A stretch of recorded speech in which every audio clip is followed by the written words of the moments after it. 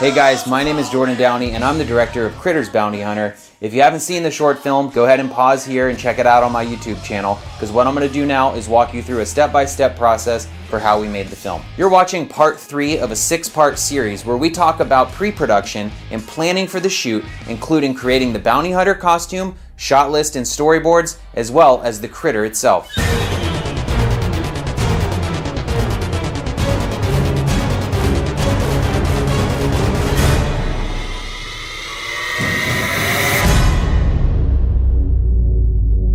Now that we're officially underway and starting to work on the details of the short film, let's start by discussing how we designed and built the critter puppet. I already mentioned that Troy Smith is responsible for creating the puppet as seen in this short film. I'm a huge fan of the Kyoto brothers and what they had done with the designs for the critters, and I love Killer Clowns from Outer Space, so when it came time to us creating our critter puppet, I really didn't want to get too far from their original designs. If it works, stick with it, don't fix what's not broken, and I love the look of the critters, so I didn't really want to mess with that.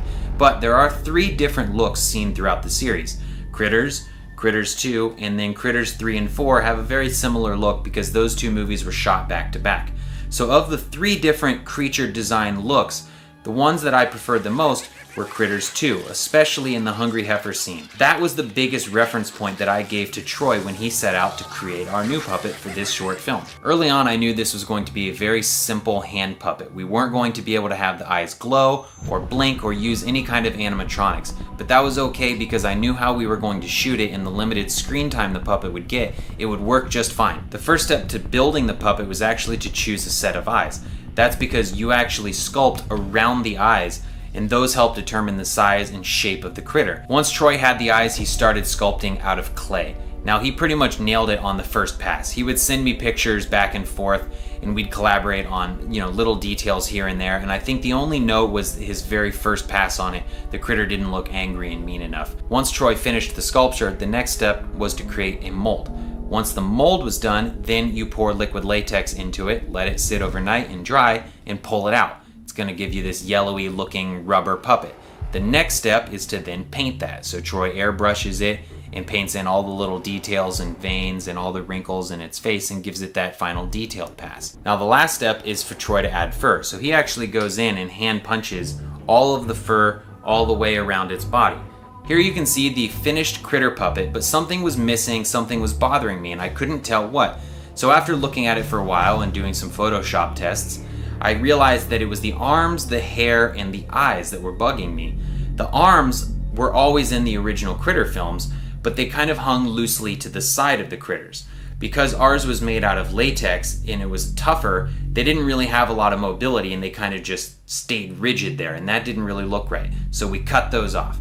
The next thing, the eyes didn't feel like they were looking at you. Such a small little tweak about where the pupil was looking makes a huge difference. So as you can see in the original photo compared to the finished photo, I moved the eyes in just slightly, re-glued them so that it felt like it was looking right at the audience or whoever was looking into the eyes of the critter, and that made a huge difference. Lastly, the forehead was looking a little bald, so we ended up adding a hairpiece here and kind of slicking that back and adding hair gel, which kind of scruffs it up and makes it look matted and like it's a mangy animal of some sort. Here's the finished critter puppet as seen in the short film.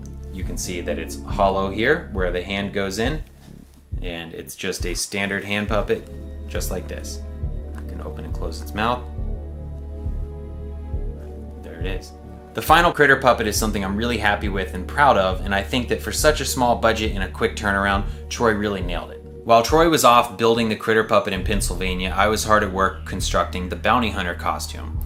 Now, I wanted the bounty hunter costume to keep that brown look that was so prominent in the first 2 movies. I knew that I needed some general armor form and shape that I could get for cheap, so I ended up going with motorcycle armor that I bought on eBay. And that just has little bits of armor on the elbows and shoulders and sort of a chest breastplate. And that was exactly what I was looking for, is something that just felt somewhat futuristic and sci-fi that I could then age and modify and paint and kind of adapt in my own way, but some sort of a starting point that you could wear as one single piece and it wasn't 50 moving parts that an actor had to get into. I also had those ridiculous costumes that I bought at the Halloween store on standby. So I combined that with the motorcycle armor to get 90% of the costume that you see on screen. The stuff I had at the Halloween store that I used, I believe, was a Game of Thrones medieval costume that kind of had a brown satchel and some other piece of a cape that I cut up to make the bounty hunter's cape. So the motorcycle armor was black, the Halloween store stuff and the medieval costume was brown. Those two elements combined give you the general look. The backpack that the bounty hunter wears is actually a paint tray that I got from the dollar store and painted black, combined with two blue rectangular Tupperware bins that I kind of glued onto the back. The pants were actually kind of hard to find and get right because I needed something that was plain but that had a texture and an element of futuristic kind of sci-fi vibe to it. So I ended up going with a pair of dance pants that I found on eBay that were like basically sweatpant material, but the knees had sort of a reflective vinyl texture to it, and there was a lot of zippers and buttons on it. The boots were snow boots that I had. A lot of the belts that the bounty hunter wears I found at a thrift store. The knife and the sheath are from the dollar store so that I could buy a few of those knives and cut in half and break them for stunt purposes for the final critter attack. The most important element of the bounty hunter costume was of course the gun, and just like the critter, I didn't really want to get too far away from the design of the gun in the first two critters. I really wanted the barrel to be able to extend just like it had in the first two movies, so I knew that that would be kind of tricky, and I'll talk about how I pulled that off once we actually start shooting. The body of the gun is actually this brightly colored yellow and orange Nerf cannon that you can get at Toys R Us. We originally bought it and used it as a fake flamethrower in Thanksgiving 3, and then I decided to cut the barrel off and modify it to use in Critters. I did want to add my own little touch to the gun in this short film, however, and that idea was to make the gun be intelligent and be able to speak. Bright light form confirmed. Specimen. This is sort of a reference to Critters 1 and 2 when the bounty hunters are flying to Earth and they are visited by a holographic council member alien that's sort of giving them their orders. Now, I always liked the idea that the bounty hunters worked for somebody and took orders from somebody, kind of in a political position.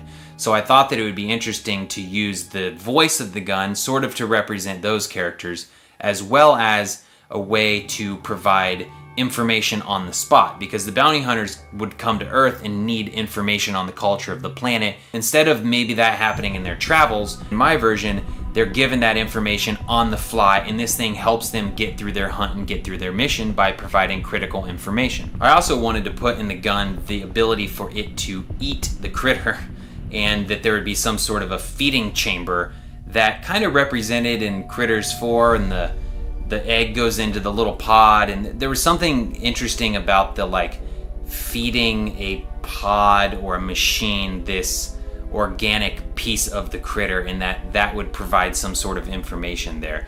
It was kind of my own little element, and it was something that I had maybe saved for another project of mine, but I decided to put it into this because I thought that when making this short, I didn't want it to just be 100% copycat off of the originals. I wanted to add something new and fresh, because I felt like if you were to reboot Critters, you don't want to just do the exact same thing. You need to do something new to modernize it without getting too far away from ultimately what you love about the movies. The barrel itself was just made out of PVC pipe. There were two different sized pipes, one that was obviously bigger than the other, and an end cap that I sort of rounded off and tapered to give it that rounded cannon look. That was all painted black to match the rest of the gun. The small little computer readout on the side of the gun is actually the top of a calculator that I bought at the dollar store and ripped off and glued on and painted.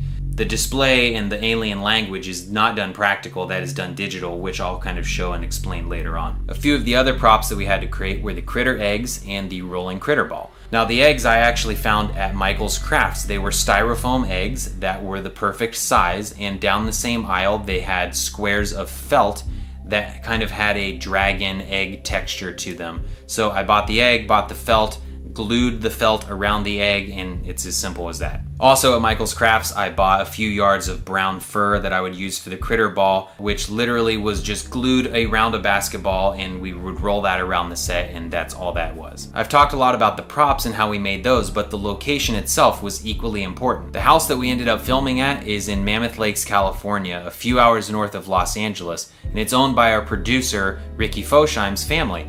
They were nice enough to let us go up there and shoot for a few days and take over the house and roll our critters around and have our bounty hunter walking around and spilling pastaroni all over the place. The location worked out really great because it was a big house, so we had an upstairs, a downstairs, a hallway, a back room.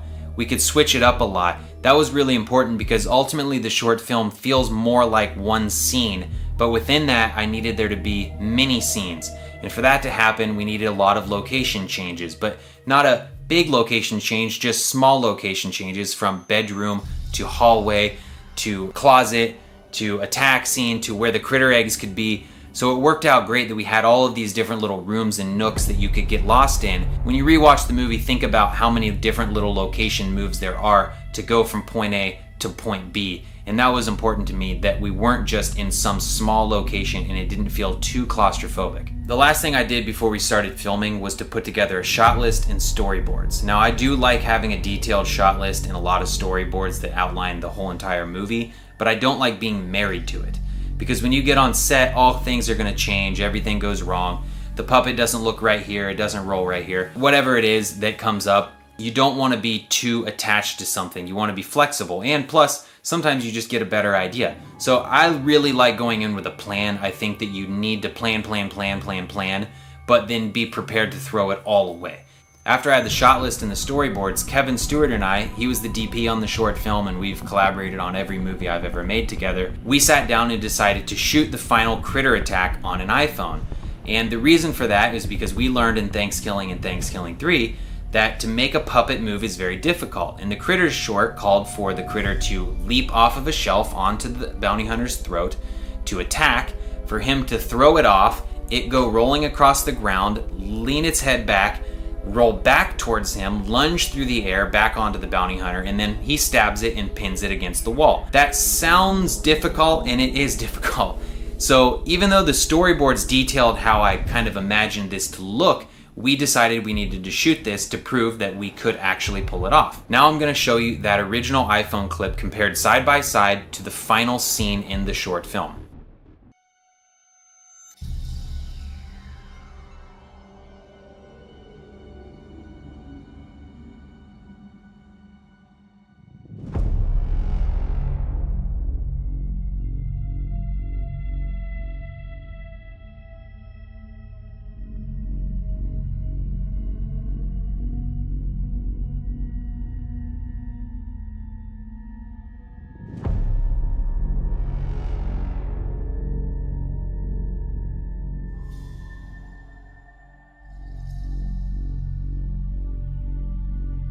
As ridiculous as this looks in a apartment hallway using a drill instead of a gun and a beaver instead of a critter, it goes to show that the original plan could work. I like doing these little tests for movies, and I recommend that you guys try it if you're making your own films, because it really does help show that something will work, or it'll show you that it won't work, or maybe you get a better idea, but it just helps me at least visualize how things are gonna come. So we've got our bounty hunter costume, the critter puppet, our location is secured, we've storyboarded, shot listed, and shot a little clip to prove that the final fight would work. All of our elements were in place. Now it was just time to go and shoot. Thank you guys so much for watching, and if you liked this, be sure to subscribe to my YouTube channel. Check out the rest of these behind the scenes videos, and I've also got some other short films up there that I think you might like as well. Thanks again, see you soon.